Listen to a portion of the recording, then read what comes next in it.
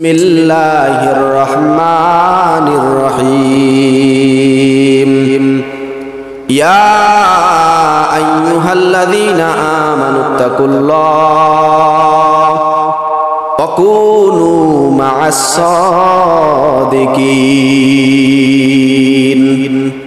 আল্লাহ রাব্বুল আলামিন বলেন, হে ঈমানদারগণ, আল্লাহকে ভয় করো আর নেককারদের সাথী হও।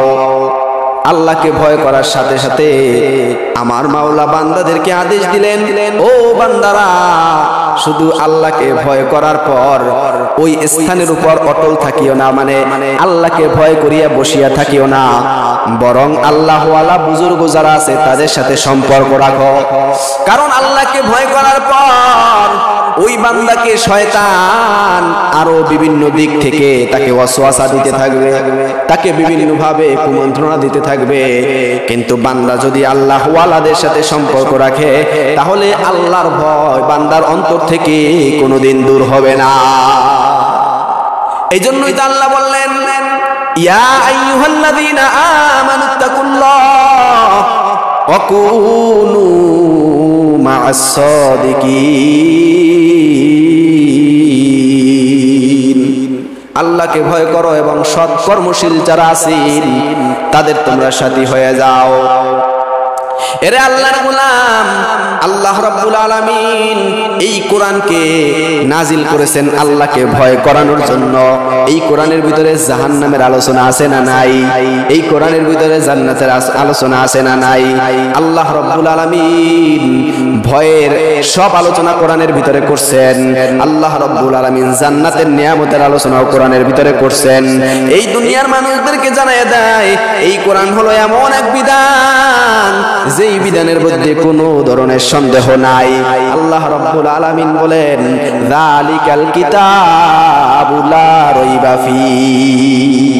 এটা এমন কিতাব যেই কিতাবের মধ্যে কোনো ধরনের সন্দেহ নাই। যে সন্দেহ করবে তার ঈমানও থাকবে না, ঠিক কি না?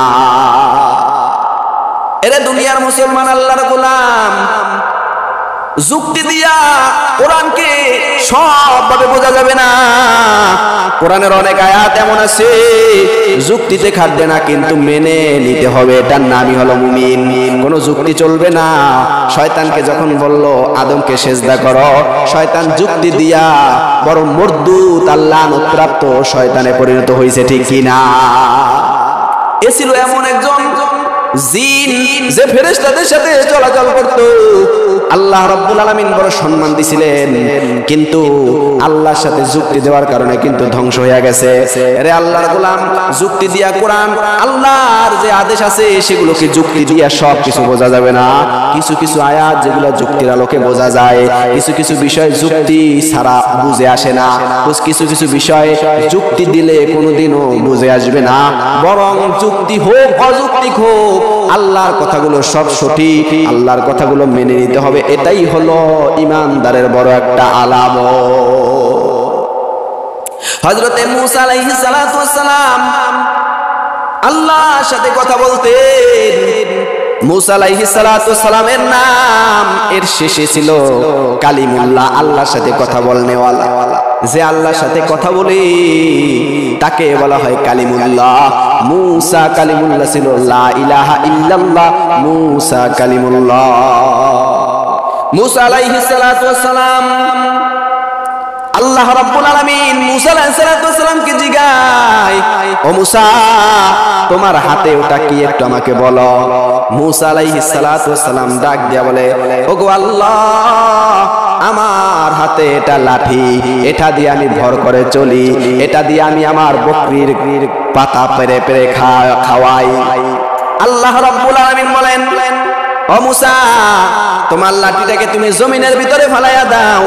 মূসা আলাইহিস সালাতু ওয়াস সালাম আল্লাহর হুকুম পাওয়ার সাথে সাথে জমিনের ভিতরে লাঠিটা ফালাইতে দেরি, কিন্তু বড় এক সাপ হইতে 1 মিনিটও দেরি করে নাই। মূসা আলাইহিস সালাতু ওয়াস সালাম সাপ দেখার পর বড় ভয় পেয়ে গেছে। ভয় পাওয়ার পর সে ওই সাপ রাইখা দূরে দৌড়াইতে লাগলেন, পিছনের দিকে ফিরাও তাকায় না। তাফসীরের কিতাবের মধ্যে মুফাসসিরিনে কেরাম বলেন মুসা আলাইহিস সালাতু ওয়াস সালাম সাপ দেখার পর পিছনের দিক থেকে দৌড়াইতেছে, এমন ভাবে দৌড়ায় পিছনের দিকে তাকায়ও না। আল্লাহ রাব্বুল আলামিন মুসাকে ডাক দেয়া বলে, মুসা ওই সাপটাকে তুমি ধরো। মুসা আলাইহিস সালাতু ওয়াস সালাম যখন আল্লাহর আদেশ পাইলেন, আল্লাহ বলেন লা তাখাফ, ভয় পাইও না, ওই সাপটাকে তুমি ধরো।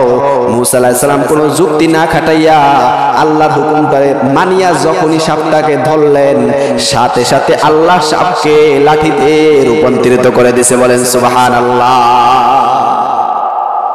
এখানে কিন্তু যুক্তির আলোকে বোঝা যায় সাপ দেখলে মানুষ দৌড়াইবে, সাপ দেখলে মানুষ পালায়ন করবে, কিন্তু না না, যুক্তি না খাটাইয়া আল্লাহর হুকুমকে মেনে নিছেন।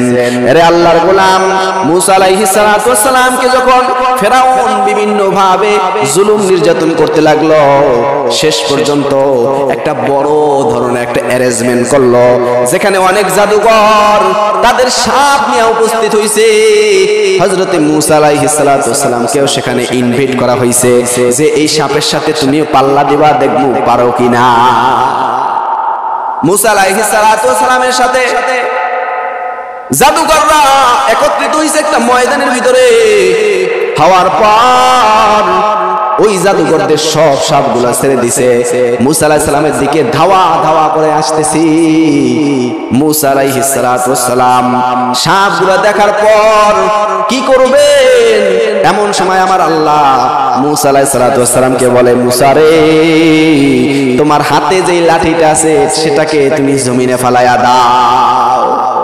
এখানে যুক্তি কি বলে, সাপ যদি আপনার দিকে আসতে থাকে, যুক্তি তো হলো লাঠি দিয়ে সাপের মাথায় আঘাত করা, কিন্তু আল্লাহ রাব্বুল আলামিন বললেন তোমার সাপকে তুমি জমিনে ফালাও। আল্লাহর হুকুম মানতে দেরি, এমন বড় সাপ হয়ে গেছে, সব জাদুকরের সাপগুলোরে একসাথে গ্রাস করে ফেলছে। বলেন সুবহানাল্লাহ। এরে আল্লাহর গোলাম, এভাবে অনেক বিষয় আছে যুক্তিতে ধরবে না, কিন্তু মেনে নেওয়ার মধ্যেই কামিয়াবি, মেনে নেওয়ার মধ্যেই সফলতা। যেই আল্লাহর বান্দা আল্লাহর কোন হুকুমকে মানবে না, আল্লাহর হুকুমের সাথে বিভিন্ন ভাবে যুক্তি দিবে, ওই বান্দা বেঈমান হওয়া ছাড়া আর কোনো উপায় থাকবে না। এই জমিনের ভিতরে তসলিমা নাসরিন নামে এক নাস্তিক আল্লাহর কোরআন পড়ে পড়ে পড়ে পড়ে হঠাৎ একদিন দেখে যে আল্লাহ বললেন ফানকিহু মা তাবা লাকুম মিনান নিসাই মাসনা ওয়া সুলাসা ওয়া রুবা। পুরুষদের জন্য সামর্থ্য থাকলে 2টা 3টা 4টা বিবাহ করতে পারবে। এই কথা বলার পর তসলিমা নাসরিনের মাথার মধ্যে যুক্তির শয়তান ঢুকে গেছে। তসলিমা ডাক দিয়া বলে, একটা পুরুষে 4 জনের বিবাহের অনুমতি দিল, কিন্তু মহিলাদেরকে কেন একটা স্বামীর অনুমতি দিল? এটা তো বড় জুলুম, আল্লাহ বড় জালেম, আল্লাহ জুলুম করছে। বলেন নাউজুবিল্লাহ। এই জন্য আল্লাহর গোলাম যুক্তি দিয়া আল্লাহর কোরআনকে সব বিষয় বোঝা যাবে না। কিছু কিছু বিষয় আছে যারা যুক্তির আলোকে বোঝা যায়, আর কিছু বিষয় আছে যেটা যুক্তি ছাড়া বোঝা যায়। সুতরাং আল্লাহর কোরআন যুক্তি হোক অযৌক্তিক হোক, বিনা দ্বিধায় মেনে নেওয়ার নামই হলো মুমিন, মেনে নেওয়ার নামই হলো মুসলমান, ঠিক কিনা? মুসা আলাইহিস সালাতু ওয়াস সালাম ফিরআউনের অত্যাচারে নিজের পরিবার পরিজনের লোকদেরকে নিয়ে মিশর ছেড়ে দূর দেশে পালায়ন আল্লাহর হুকুমে হিজরত করতে লাগলেন। এমন সময় বড় এক নীল নদ সামনে পড়ে গেল। আল্লাহ রাব্বুল আলামিন মুসা আলাইহিস সালাতু ওয়াস সালামকে বললেন, ও মুসা, তোমার লাঠি দ্বারা সাগরের মধ্যে বাড়ি দাও। এখানে যুক্তি তো বলে মুসার লাঠি দ্বারা ফিরআউনের মাথার উপর বাড়ি দেওয়ার কথা, কেননা সে তো জালেম, জুলুমের মাথার উপর বাড়ি দেওয়ার কথা না বলে আমার আল্লাহ বললেন তুমি ওই তোমার সাগরের সামনে যে সাগরটা আছে ওটার ভিতরে বাড়ি দাও। মুসা আলাইহিস সালাম কোনো যুক্তি না খাটাইয়া আল্লাহর হুকুম মেনে নিলেন। সাথে সাথে আমার আল্লাহ সাগরের ভিতরে রাস্তার ব্যবস্থা করে দিলেন। বলেন সুবহানাল্লাহ। এটাই হলো আল্লাহর খেলা। এই জন্য আল্লাহর কোরআনকে যারা বিনা দ্বিধায় মেনে নিবে তারাই হলো মুমিন, তারাই হলো মুসলমান, তারাই হলো সত্যিকারে আল্লাহর বান্দা, রাসূলের উম্মত, ঠিক কিনা?